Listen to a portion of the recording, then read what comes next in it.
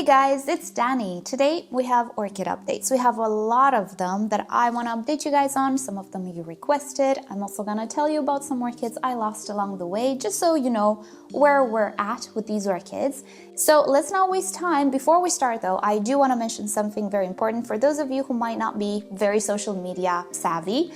The way to find anything related to my videos or a particular video is to type in the search bar MissOrchidGirl, which is my YouTube name, followed by whatever search term you're interested in. For example, vanilla. If you search for that, theoretically YouTube should bring out all of the videos in which I mention the term vanilla in the title or description or whatever. And as a funny thing, if you type that into Google and you go to the video section, you're gonna find my videos as well in that way, or whatever web browser you're using. But anyway, that's the fast way of doing things, because if you wanna learn more about my history with any of the orchids that I'm gonna talk about today, rather than me sharing a whole bunch of links below, I'd much rather you search for these videos, because on some orchids I might have 10 videos, so I'm not gonna link you all of 10 of them down below.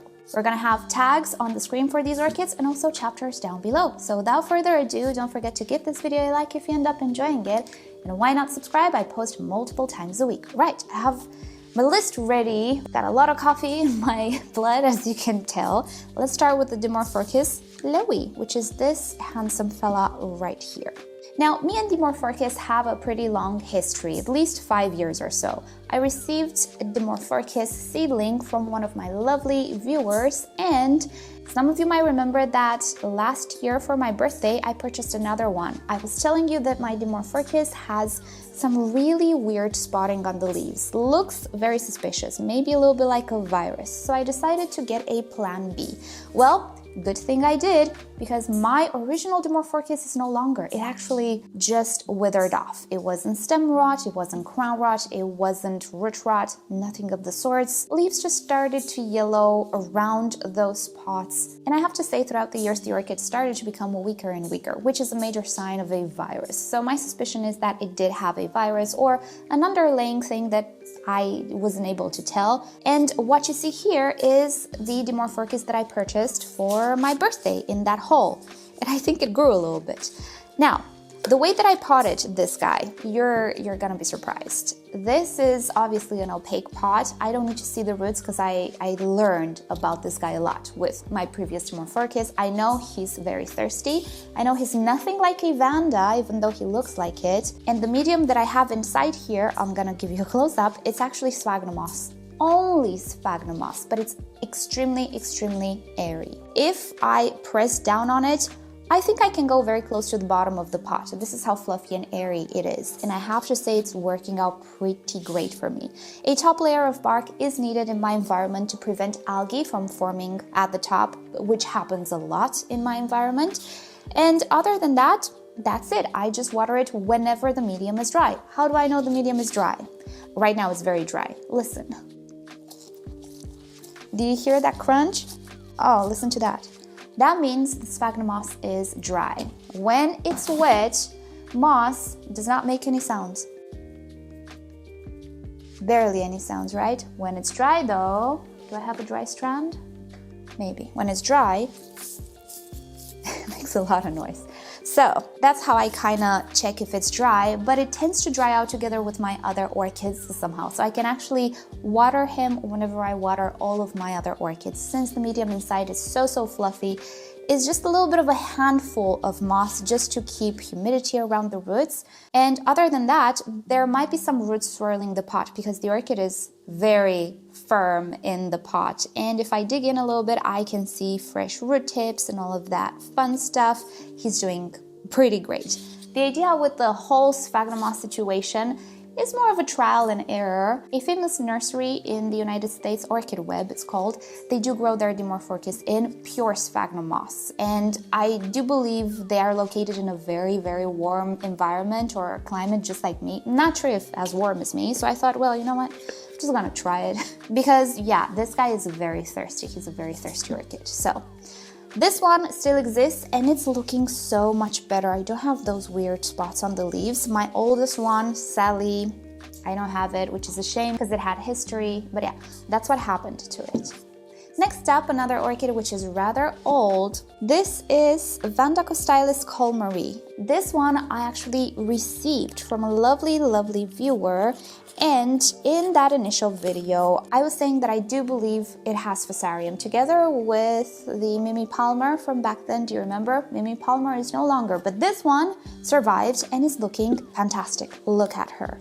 She is currently potted, and I do see that Rhynchostylis and Aerides generally take much better to potting than the typical bigger Vandas. I talked about that in a different video if you remember. So yeah, this one has no issues growing potted. It actually behaves pretty much like a Phalaenopsis. And look how beautiful and strong she is. Well, this is the first year where she really is okay. She has a good root system, the leaves are hydrated, she looks in tip-top condition. You might think it's a tiny orchid or a young orchid. It's not. The stem was cut, I do believe multiple times. If not multiple times, at least once I personally cut it because I thought I did see some traces of Fusarium or affected tissue. So I cut that portion, and ever since then, I had nothing but good luck and no sign that this orchid has an underlying issue. So I do believe I managed to save this orchid, which at some point it was so yellow. All of the bottom leaves were very yellow. Even though I was feeding correctly this orchid, it was just not picking up nutrients and it had deficiencies. So that's why I thought, okay, this might mean Fusarium. I might actually have something in there. So that's why I cut the stem. And I have to say afterwards, it did manage to pick up those nutrients, green up, look fabulous today. So I really hope I can show you flowers soon because the flowers are amazing. They're very dark colored, a very dark purple. So I'm really hoping it will bloom this year. I'm happy and proud of her. She did very well and I love her dearly because at some point I thought I would lose it, but I didn't. So she's much more valuable to me now. We're gonna remain in the realm of Vandas, but before we move on, speaking about Fusarium, there is a lot of debate with Fusarium. I'm not gonna go into the whole history and my meltdown with Fusarium when I lost most of my collection, but what I wanted to share with you guys is a seminar from somebody who actually deals with plant ailments. And they do actually talk about Fusarium amongst other things, but also about many other things related to orchid ailments. I found it very interesting. I'm not sure how many of you saw my community post. I'll link it to it down below. It's something very useful if you have the time to devote to the seminar. Alrighty, so moving on, this is a newer orchid. I think I have it for 1 or 2 years at this point. This is Rhynchostylis retusa. When I purchased this one, it was covered in algae.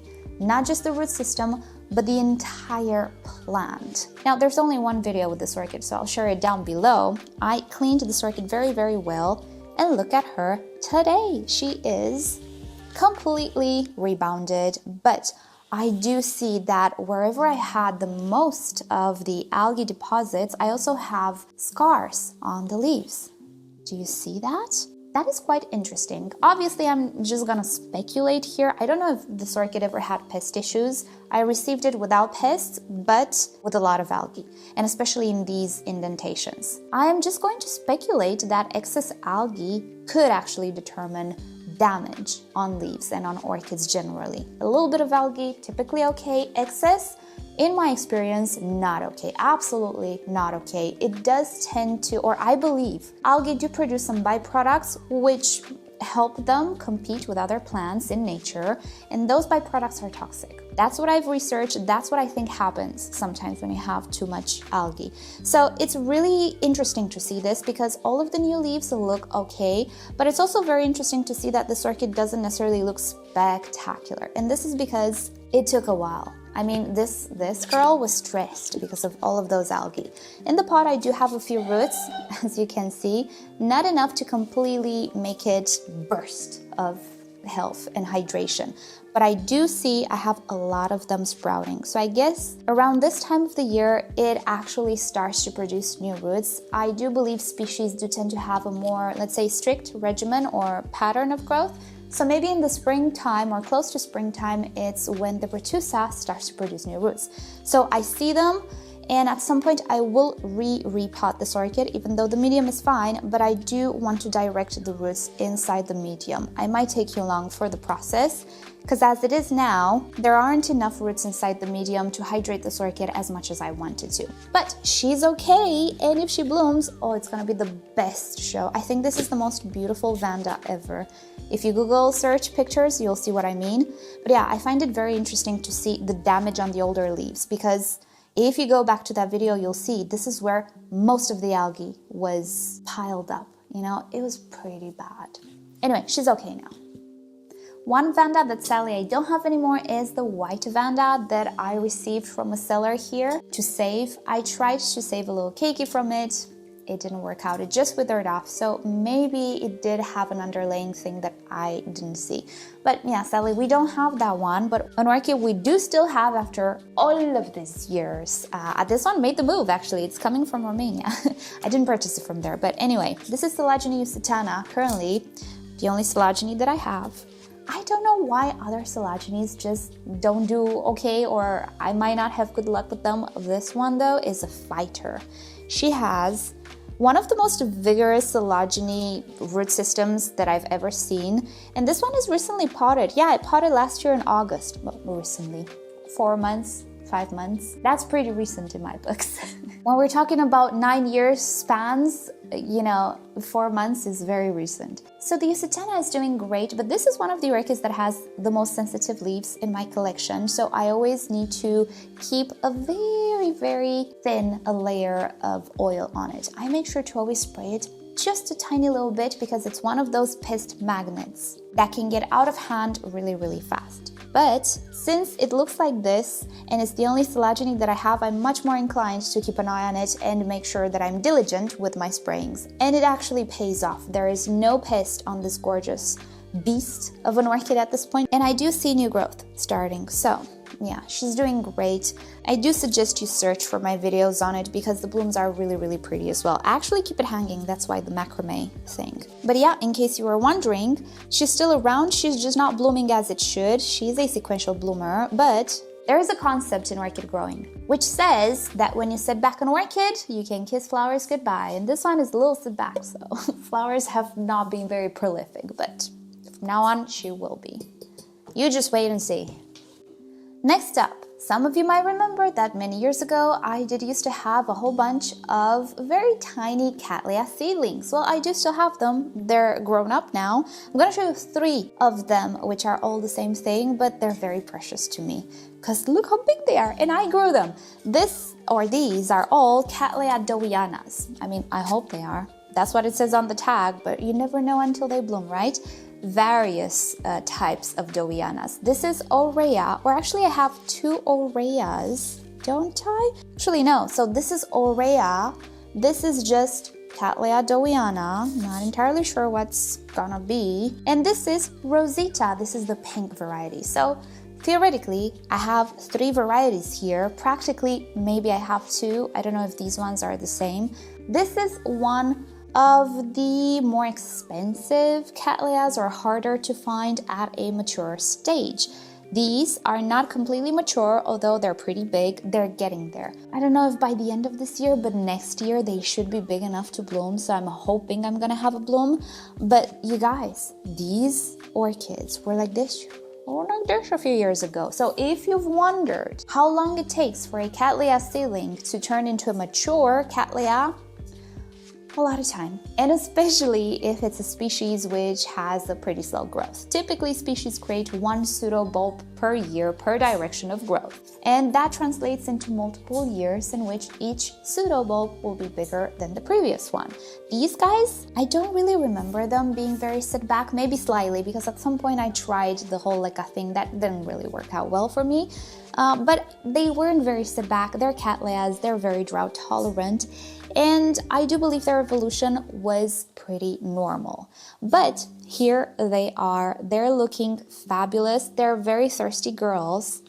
Oh yeah, I need to water them. They're dry. And you can't believe how excited I am to see the blooms, because these are my babies. I grew them ever since they were this tiny. So yeah, I feel very attached to them. Hopefully they're dowianas. Like if something pink that does not remotely look like a dowiana blooms, I'm still gonna like it. But I really hope they're dowianas. So here they are, the 3 kitties. You can find a lot of updates if you search for these videos. Cattleya seedlings, that's the keyword you should search for, because I did make, I think, a yearly update on them. So yeah, I still have them. They're gorgeous. Let's move on. Alrighty, next up, I'm gonna bunch a few types of orchids. First of all, the Rupicolous Laelias. Well, I still have a few, not all of them. Some of them are really struggling. Not for the reasons you might expect. It's not the potting mix, and it's actually not the temperatures either. It's the thrips, of all things.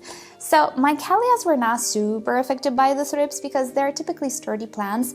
The only soft spot that thrips really liked was the new growth. Typically, most of my cats are pretty big. The new growths are pretty big as well, pretty sturdy. I managed to spray them a little bit and save them. These guys, a little trickier. And do I actually have one that is, let me just get one that is struggling so I can better exemplify. Do you see how tiny new growth is on this little Cattleya? It's the tiniest little thing. Well, it's also a very sensitive little thing. It's very hard to treat. Whatever solution that also uses water will typically rot these growths. They have that type of funnely shape that, at least in my environment, it's a little bit harder to dry. No matter how much I remove the excess and I have ventilation, there's something about the shape of these new growths that is just different. So what happened was I did try to treat the new growths and the sheaths, which was where the thrips were at. Some of them got decimated by the thrips actually. So I tried to treat them, but because they already had wounds and because of this funnily shape, what I ended up doing was pretty much rot everything. And how do you treat such a thing? Even if you have a systemic thing, you still need to mix it up with water. And that water remains, and it will create rot, especially if your environment is prone to that, especially if you don't have enough ventilation or you have pathogens in the air. So how do you go about treating it? I'm more on prevention now. So yeah, some of them are really struggling, together with the tinier Cattleyas as well, such as the Chester. Now the Chester is looking good, but it had a period where it really didn't look good.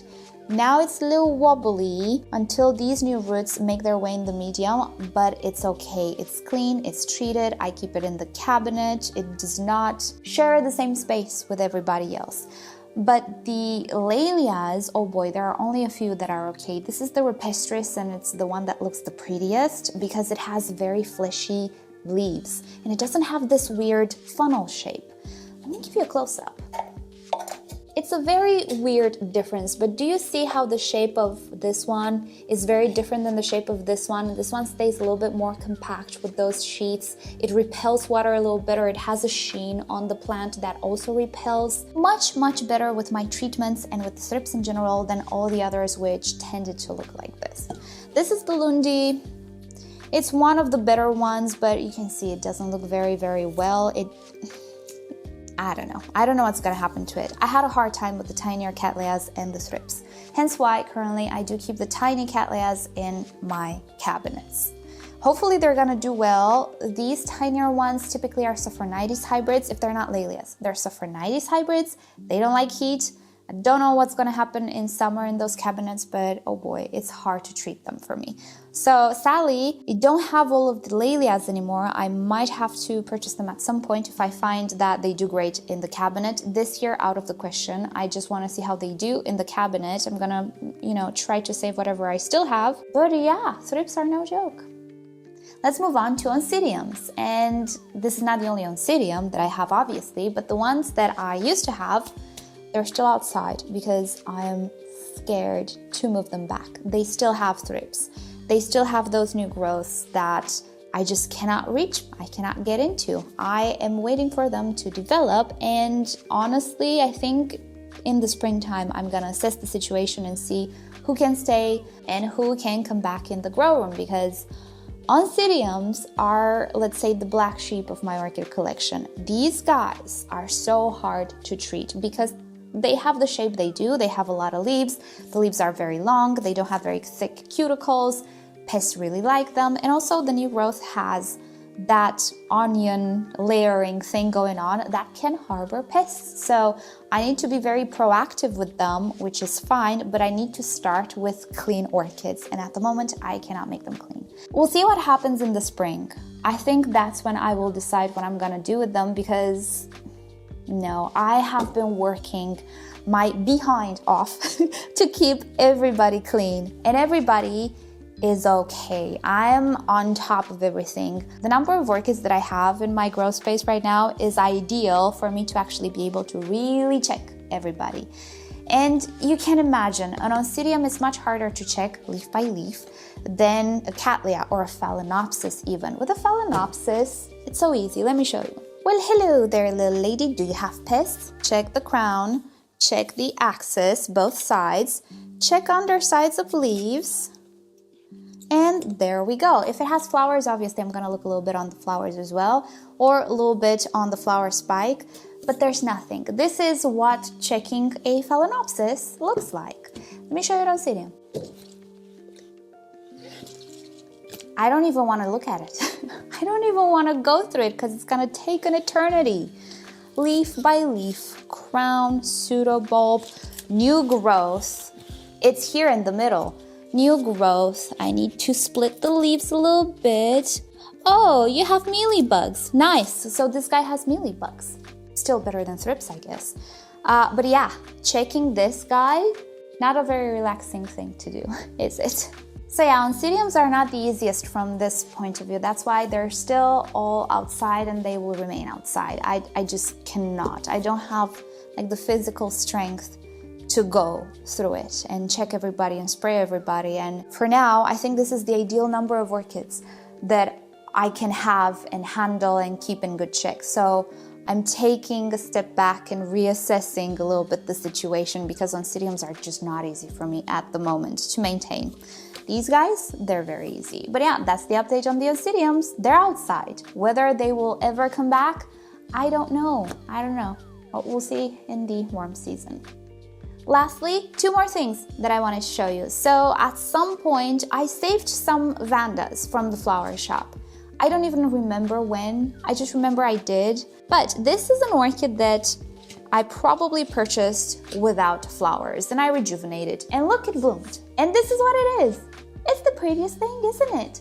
It's a very dotted Vanda. I do believe it's an Ascocenda, which is an Ascocentrum crossed with a Vanda, judging by the shape of the flower. It looks a little bit like the big Vanda that I recently got, but it's not identical, and certainly the orchid does not look the same. So I'm very happy with what I got here. I didn't even know I had this orchid, but she's doing great, and I do really, really love the flowers. They're very dotted. And also a Phalaenopsis that I just bought. Could it be that I bought a standard Phalaenopsis? Yes, I did. There are two reasons for this. One, it reminds me of let's call it one of my first orchids after like the bug bit. Yeah, I had Phalaenopsis before YouTube, before I actually collected. I had Phalaenopsis 15 years ago or more, which my mom still has, by the way. But when I really started to collect orchids, I saw this Phalaenopsis in a flower shop that I really, really liked. At the time, I didn't really know how many orchids existed on the market, but it looked very similar to this. It was a whitish orchid with a lovely, lovely baby pink dotted pattern. And of course I lost it in my first spider mite battle. Wow, many years ago. And I've never seen that variety in flower shops ever since then, but it stuck with me because, you know, it's one of those orchids that is imprinted in your memory because it's amongst the first. So I saw this one at the flower shop and I said, wow, this looks so similar to the one that I used to have. It's not identical, but it's similar. It's a medium-sized flower. It has this star shape to it, which I prefer. I don't like the moth, the classical moth, let's call it, shape. I prefer the star shape and everything. They're much more compact in my opinion. Anyway, it's a taste thing, who cares? But also, the second reason why I purchased this orchid is that it has two plants. One of them is a keiki and one of them has crown rot. Yes, I bought an orchid because it has crown rot. You want to know why? Because I can make a very good tutorial on it. I have a crown rot tutorial, but it's so old, it's shameful. My camera is a lot better. I became a little bit better on camera. So I want to redo that tutorial. Maybe it's going to be an orchid care for beginners video. I don't know. I want to redo that tutorial and I want to show you how I go about crown rot and tell you what I know about crown rot, why it happens. So that's why I purchased it, because it has crown rot. Who does that? Well, I do. So that is about it for today. I think I need to adjust my camera again. Okay, so that's about it for today. Thank you guys for watching. Oh my goodness, I have bud blast galore on this one. It's normal, it happens. Who knows how long this orchid spent in the flower shop and what temperatures it has been exposed to. Anyway, so thank you so much for watching, and I hope that some of you who requested some updates got your updates. With that said, I hope you have a great day. If you want to follow me on Instagram and Facebook, search for me. I am at MissOrchidGirl. But the best thing to do is to obviously subscribe to this channel, because here is where I post very regularly, multiple times a week. So with that said, I'll see you all next time. Bye!